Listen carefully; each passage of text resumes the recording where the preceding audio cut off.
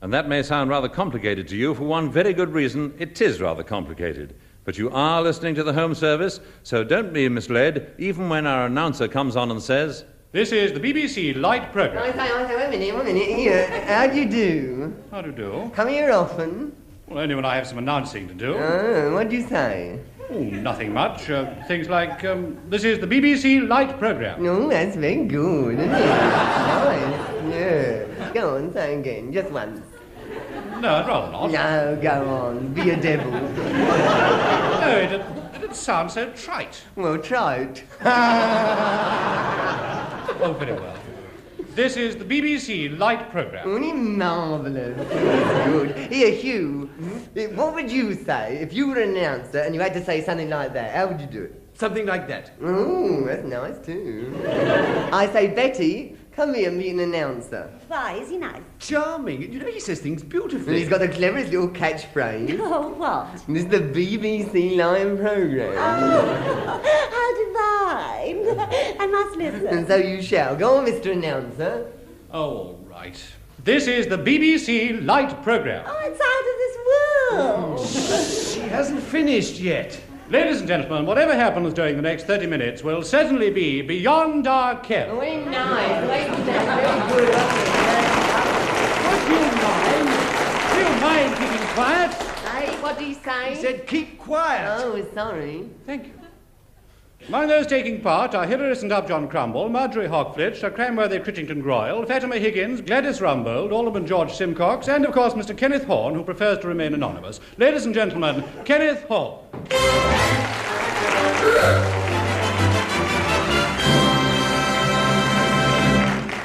hello and good evening. Well, first of all, here's a special message to all our listeners in Iceland.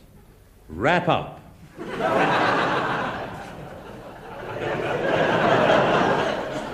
Well, now, tonight I was going to talk to you about current affairs, but quite frankly, I've never had an affair with the current, so instead, let me tell you about some of the things that happened to me last week. On Monday, I attended a wine tasting festival. On Tuesday, I was told that I had a good time on Monday. But just the same, Tuesday evening, I popped into the Folie Bergère, but there wasn't much on, so instead I went along to the Poetry Lovers Guild at Oxshott, and I listened to some rather unusual verse reading given by a young lady from Gloucester. She'd obviously led a very full life. On Wednesday, I went to Gloucester. Thursday, I spent all the morning digging in the garden and mowing the lawn. Afternoon, I played 4 sets of tennis and I won them all. What's more, I felt as fresh as a daisy, and I don't want you to think I'm boasting, but I must say that lots of men half my age just couldn't have managed it. I suppose it's because I always keep myself in tip-top condition. Friday, I couldn't move. But Saturday was really an eventful day. I remember that morning, I'd got up earlier than usual.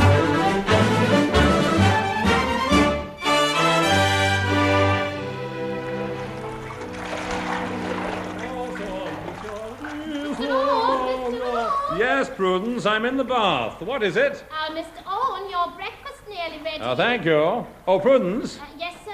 Have you seen anything of my midget submarine? No, I haven't. Oh, that's funny. It was here in the bath the last time I reviewed the fleet. Now, let's see. Cruisers, battleship, destroyer, aircraft carrier. Woo-hoo-hoo! Oh, it's all right, Prudence. I found it. I'll come right down.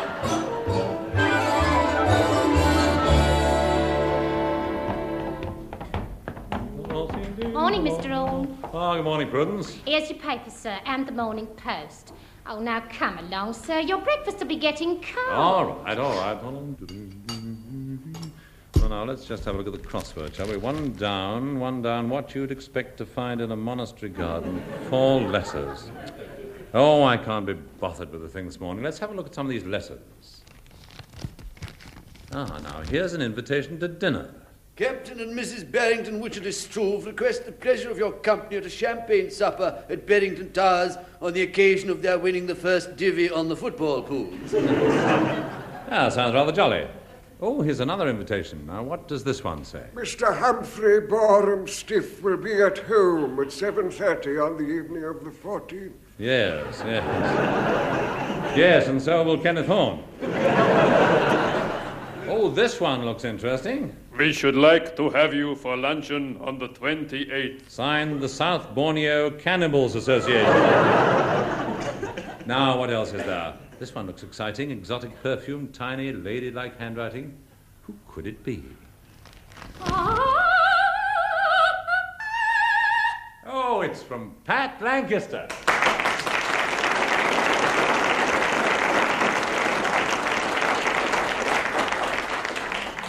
Dear Ken, I've been going through several songs for the new show, and I think perhaps you might like a song from South Pacific. It's called A Cockeyed Optomist. P.S. It goes like this. When the sun is the bright canary yellow, I forget every cloud I've ever seen.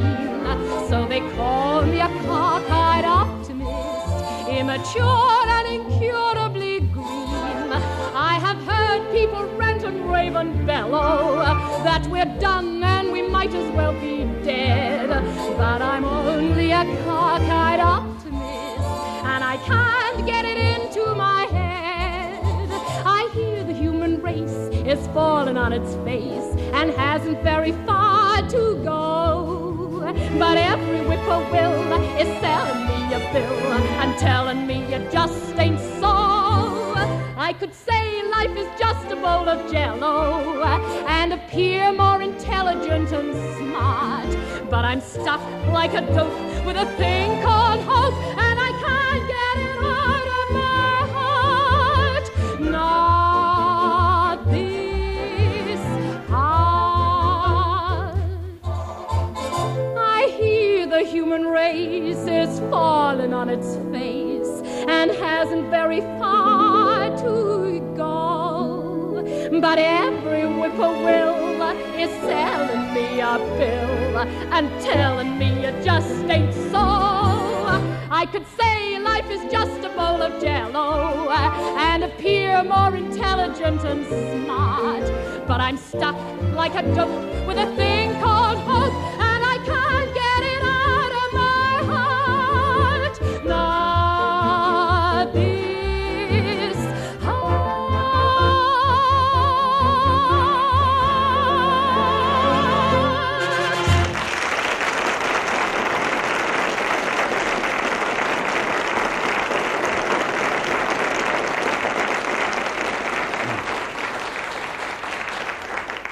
Yes, I think the song she suggests should be jolly good. In fact, I can't wait to hear it. Might get a nice round of applause afterwards, probably, too. Oh, dear, look, what's this? OHMS. Good heavens, it's from my income tax office.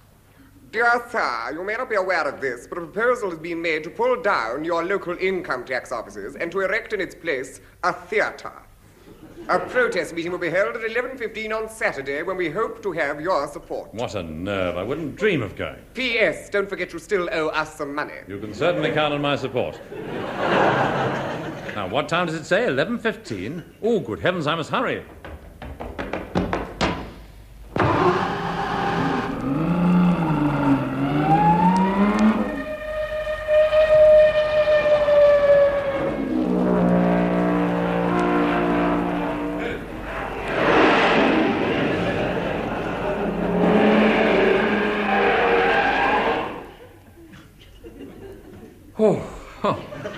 Oh, I just made it.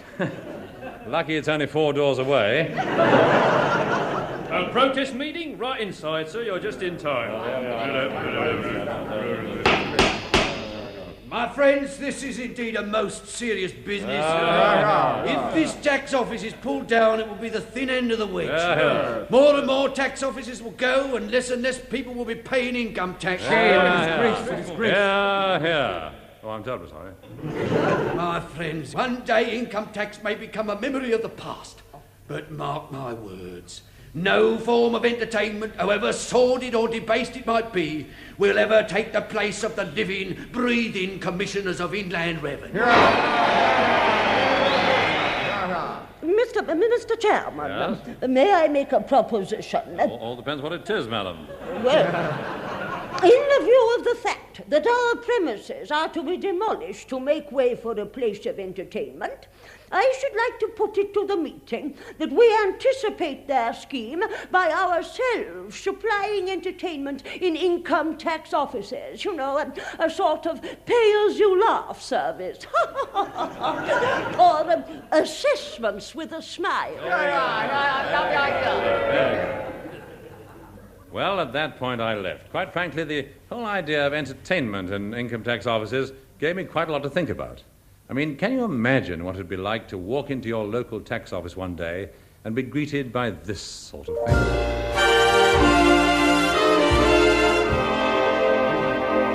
Well, hello there. This is your genial host and compere 247//2984//38 subsection D, saying good afternoon and welcome to the Income Tax Show.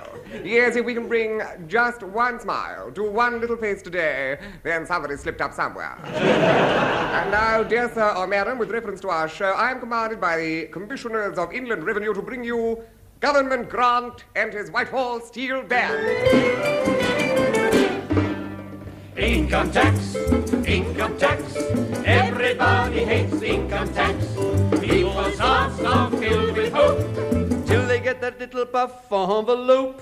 A married man with no family was claiming an allowance on Schedule D. He came to children and in that place he wrote the words, "Watch this space."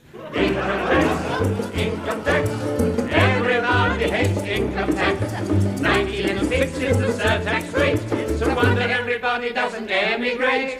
Hey-oh, hey-oh. Taxmen come and I want to go home. A businessman whose name you needn't know to Paris with his secretary had to go. The expense was allowed as necessary. A successful trip, not a word to Bessie. Income tax, everybody hates income tax.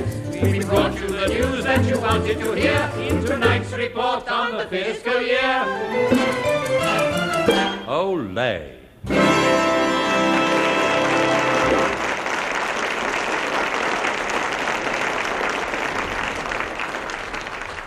And now, to deal with your tax problems, here is Miss Romney Marshes. It's been a worrying week for some of you. The particularly anxious blue eyes of Finchley. No, dear, under no circumstances should you accept a present of 51% of the preferred ordinary shares, or you'll find that in no time at all he'll be giving you the business. And now we turn to Lonely of the Conservative Club Moscow. You say that since you've been out of the country, your wife's taxes have got in arrears. Tell her as nicely as you can to take them out of arrears and send them to the nearest tax office.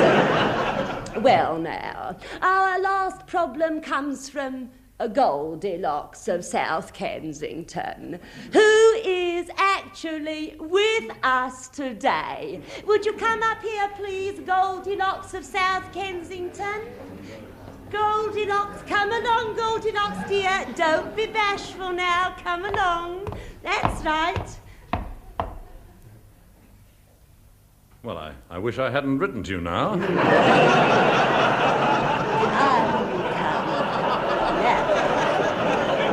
My dear, we're all friends here. Now, what is your problem, Goldilocks?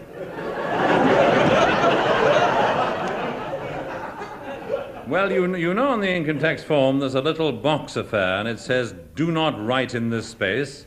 Yes? Well, I wrote in it. Oh, did you now? Well, let's have a look at what you wrote. Oh! Well, I think this should be dealt with by our expert from the Treasury, Mr. Maltravers. Hello? Who called? Somebody want me? Yes, Mr. Maltravers. Perhaps you'd read this. Hey, that's putting it a bit strong, isn't it? I'd never have thought this of you, dear. I didn't write it. He did. Oh, that's all right then, Mrs. Marshes, you'd better leave this to me. Now, sir, first of all, I think I should point out that, of course, we can't possibly do what you suggest. However... you feel that we have assessed you rather harshly, then we'll give you a chance to reduce the tax payable in our new quiz game, Beat the Assessor. Oh, thank you. Now then, sir, for each question answered correctly, we halve your tax, but should you fail to answer them, then your tax is doubled, right? Right. Right. First question. What is the difference between a red plush carpet? Give reasons. Well, I suppose you might say that the overall effect is dependent upon... I'm sorry, sir, your time is up. Bad luck. That's doubled your assessment, but you're still in the game. Now, question number two. Number two, listen carefully. There is a cage 30 feet long containing a full-grown Bengal tiger. At each end of the cage, there is a hole through which the tiger can put its head. Right? The tiger runs down the cage at 30 miles an hour and sticks its head through one hole. He then runs up the cage at 40 miles per hour and sticks his head through the other hole. Then down the cage at 50 miles an hour and sticks his head through the first hole, up the cage at 60 miles an hour and sticks his head through the other. Now the question is, at what speed will the tiger be travelling when it can stick his head through both holes at once?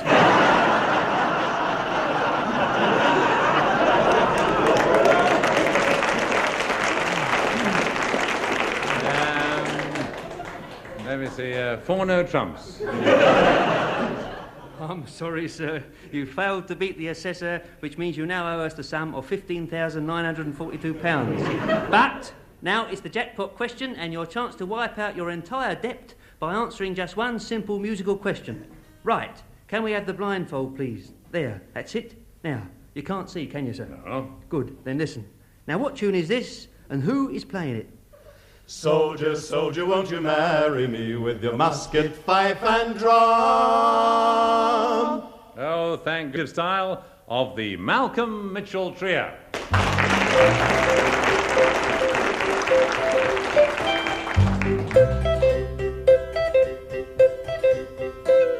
Soldier, soldier, won't you marry me with your musket, fife and drum?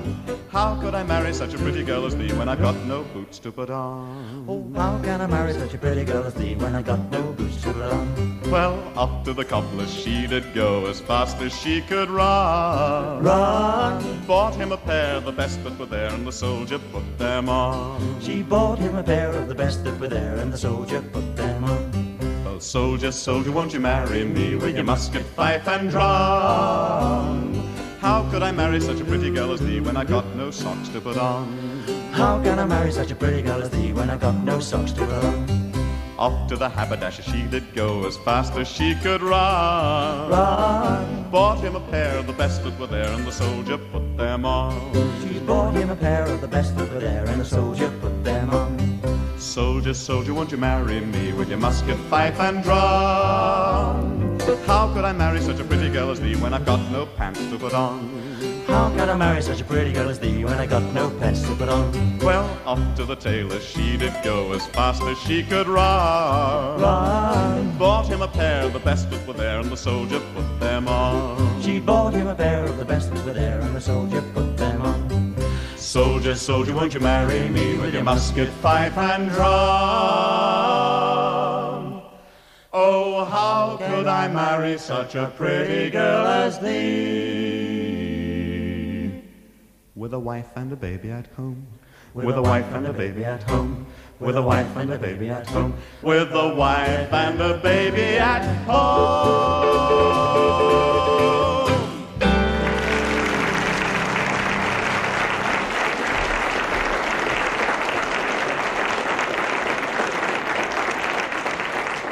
And now we come to the special Kenneth Horne documentary feature, Hornorama. Yes, each week at this time, Kenneth Horne and his team of investigators will bring you a factual report on topics of immediate interest. And tonight we present a close-up on atomic power. Is it here to stay? And if so, are we? Well, now, what is atomic power? I'll just ask this policeman. Morning, Constable. Good morning, sir. I wonder if you could help. Yes, certainly, sir. Well, now, Constable, what is atomic power?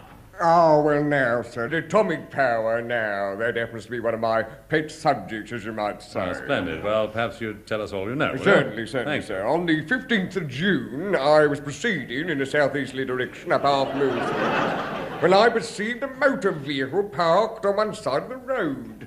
Thinking there was something odd about the date, I approached. Yes. Quite so, officer, yes. But what is atomic power? I'm coming to that, Well, sir. I'm glad. Yeah. Well, I take out my notebook and I duly goes up to the owner of the aforementioned motor vehicle and I says, "Hello," I say. "I suppose you're aware, sir, that this here vehicle is causing an obstruction to the other motor vehicles using the street." Yeah, Constable, very interesting indeed. But what is atomic power? Let me tell it in my own way, sir. Now, at this point, I observed the driver of this particular vehicle was beginning to get a bit nasty about the situation. Well, now, you know us London policemen. It isn't often we have to resort to the use of force in the execution of our duty, but on this occasion, I'm afraid I had to bring into operation my handcuffs and take the driver into custody. And that's why, as you can see, one handcuff is attached thus to my right wrist, and the other... Hello, he's gone.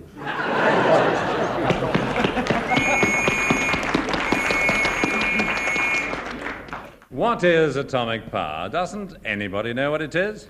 Yes, I think I might be able to help. Here's my card.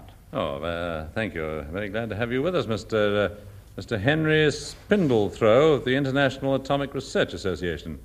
Well, now, sir, perhaps you'll just briefly tell us all about it, will you? Certainly. Well, you see, a formulade for this in expressia of the mathematics. Would you like that? Yes, I would. Please go on those lines. Well, the average curricular at the 11 or plus C gives it a half CM of V squared D. You see? And the basic fundamode... A fundamode of it was the first formation of the solar system where exploding... Yes, I quite understand that now. A lot of us I know, I and in common with many other people, have been worried about fallout. What is your view on that? I'm glad you asked me that one. Yes. Well, where that of the mercy in the holy doom, fall out, fall in, constrain it. The Portia heard the certain merchant of venison.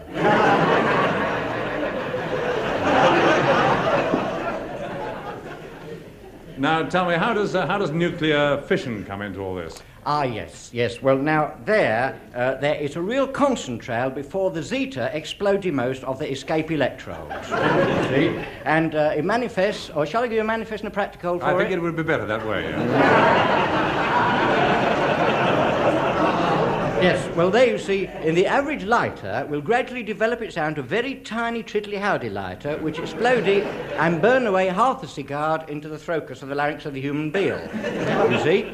Also, it's going to make it simple for the housewife in the laundrette where rotating the blankie. Oh, yes. Yes, that I can understand very easily. Now, sir, it has been nice of you.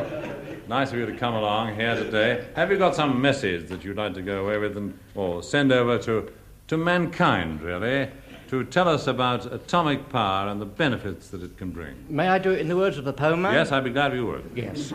Well, here, and where that, or the average walking, I'll do Shakespeare for it again, if I may most, where you walk or strut it on that stage, then scan the leader for your newspaper page and suffer your most for day. The human being put his nose to the grindstone, all will be well informed. Oh, yeah.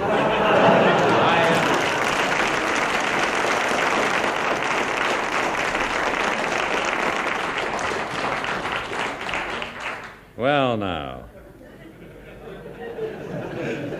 that we know what atomic power is, how will it affect our everyday lives? Well, one day, undoubtedly, it'll take the place of our present heating system. George? What is it? It's getting quite cold in here. Pop out and fill up the scuttle with some more uranium. Oh, all right. I'll just chuck this last bit on the fire. Horrible slatey stuff.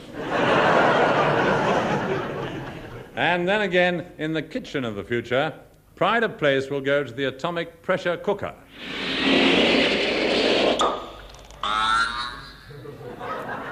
Edith, Charles, Peter, Robin, come along. Dinner's on the ceiling.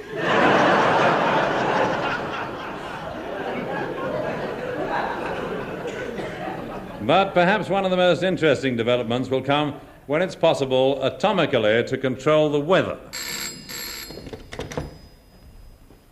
Hello? Air Ministry? Yes. Oh, just one moment. I'll put you through to the weather controller. Weather controller. Agriculture here. I say, old man, the crops in the Dorset area are getting a bit parched. Could you possibly lay on a rather heavy downpour for us? Yes, got that. Heavy downpour, Dorset area. Just a minute.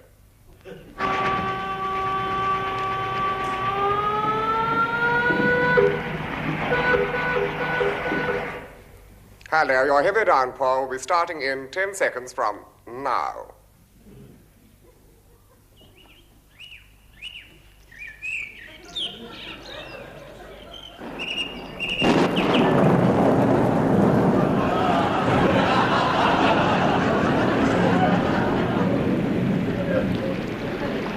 Hello, Arthur. That rain come down a bit sudden, didn't it?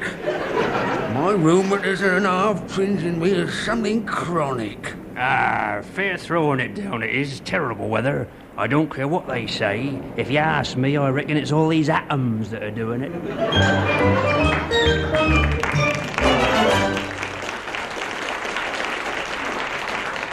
Yes, I think it is too. Well, so much for the future. Now, what of atomic power today? Well, it's still mostly in the experimental stage, and the other day I visited one of our principal atomic research stations. Halt! Who goes there? All right, no need for alarm, it's only me. Oh, who's me? Kenneth Horne, I'm from the BBC. No, you don't understand. I'm not from Workers' Playtime. I got a personal letter of introduction to the Director of Research. Very good, sir. You'll find him in the radioactivity room. I see. How will I recognize him? Quite easy, sir. He's the one that glows. Thank you. Kenneth Horne? Yes, that's right. Well, now, sir, perhaps you'd tell me exactly what you do here. No, pleasure. Well, now, you see this machine here? Mm-hmm. Now, what do you think it is? What, this one? Well, I'd say it was a superhedrodonic regurgitating calculator. Oh. However did you know? It was just a shot in the dark? How does it work? Well, first we get some plutonium, and then we get some uranium, and we mix them all together in this cyclotron, and then we turn on the gas, and before you can say Jersey flock, we raise it to a temperature of 60,000 degrees Fahrenheit. Good gracious, what's it used for? Making toast. Oh, now, you just make yourself at home, and don't steal any secrets. Bye. Bye. Well, that gives you a rough idea of how they're carrying on in atomic research. But what of the future? Soon, perhaps, interplanetary travel will become an everyday affair, enabling the people from two different worlds to meet in friendship and universal goodwill. Perhaps even in our time, we shall see a flying saucer from another planet land in the very heart of London, its passenger to be greeted with traditional British ceremony. I'm very sorry, sir. You can't park that here. Now, I want your name and number. I'd like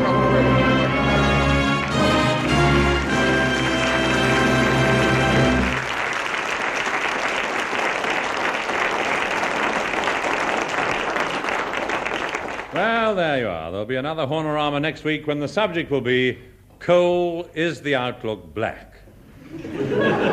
Also, in next week's program, we have the Norwegian Fisherfolks Ballet Company in La Vie en Rose on Toast. Horace Tindersley performing Seal, and the massed pipes and drums of the Wickhampton Building Society. So until next week, this is Kenneth Horne saying goodbye for now. And remember, whatever you do, don't gossip about butter knives. You know how those things spread.